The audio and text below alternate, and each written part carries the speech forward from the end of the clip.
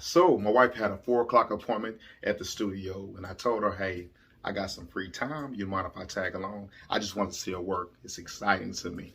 So, what did she say? Yes, of course. So I hop in the car and we make our way on over to the studio, and get there around 3:30. She sets up her tray and get everything ready for her new client to come inside, do a consultation to see what she can do for her. I hear the door open. It beeps to let me know somebody's up front. I come around the corner and I remember seeing this lady with this big, bright smile.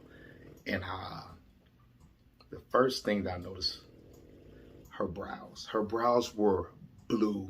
And I thought I was tripping. I'm like, no, they were blue. So in today's episode of Tips from Ty, color correction. Rather you are the original artist or correcting someone's mistake, knowing your color wheel is going to be imperative to your client. Reason being, obviously, they're depending on you to know what you're doing. When they come in there, relating back to that story I was telling you, when she came in with that smile on her face, it's because she knew she was getting her brow fixed. She knew that I was going to correct the error that was given to her.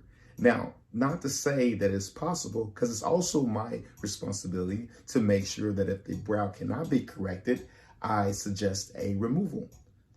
That's another conversation. We'll talk about removals, but in a nutshell, the skin can only hold so much pigment, and putting more pigment on a full pore or in the dermis, if it's full, it can't accept or receive more pigment, but we'll get into that a little later.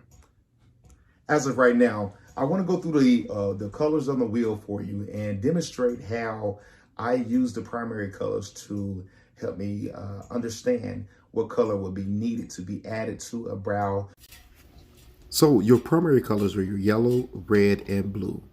Some combination of these three can generate any color on the color wheel.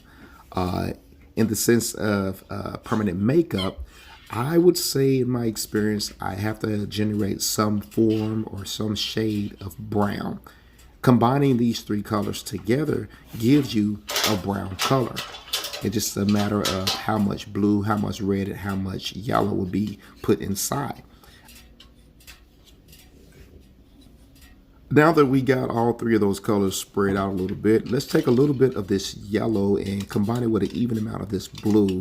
And you can already see how the green is starting to come in. It's a pretty green there. But you can see how the green is starting to be generated after combining that yellow and that blue. You notice how I try to keep the portion of the yellow with the portion of the blue pretty much even so that I can get a well-balanced green. Not too dark of a green, not too light of a green. I'm going to do that again with the yellow and this red to come up with orange. You can already see it coming together there. Add a little bit more yellow. But you can see the orange starting to generate from the combination of yellow and the red. Just finding the right amount to blend is what you have to make sure you do. I won't go through the entire color wheel here.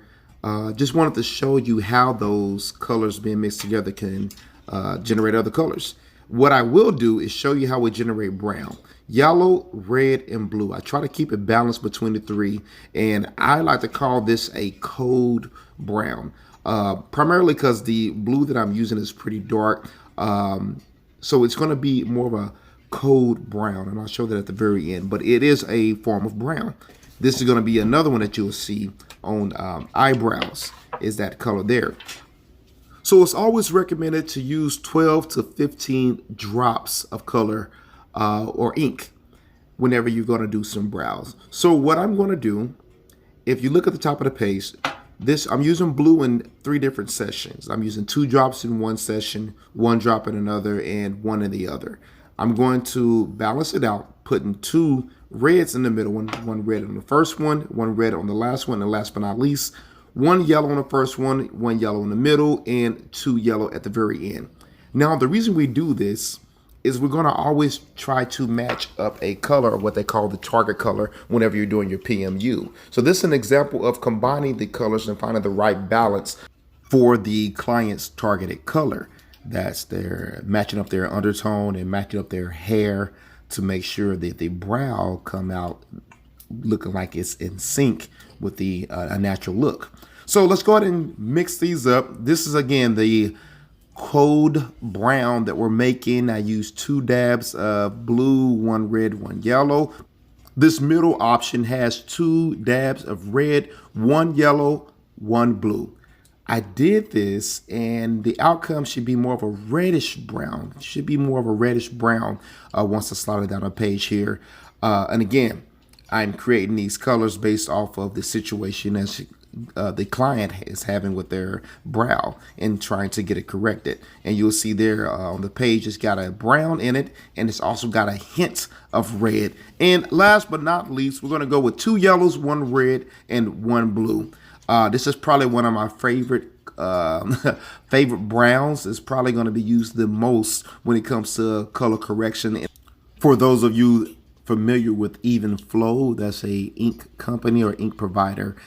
This is very similar to the, I want to say squash. It's more similar to a squash color.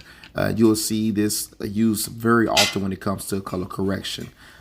So there you have it, 3 different shades of browns that I would say that I use very often when it comes to color correction, or even first time PMU clients that come in. These are targeted colors that we use inside of the brown. Code brown, reddish brown, and then last but not least, gold brown, or you can call it a squash. Get used to it. You'll see it very often. And if you have any questions, please let me know. I'm new to it, but I want to grow with you. Let's grow together. I'm Tyrone, and this is Tips from Ty. Talk to you soon.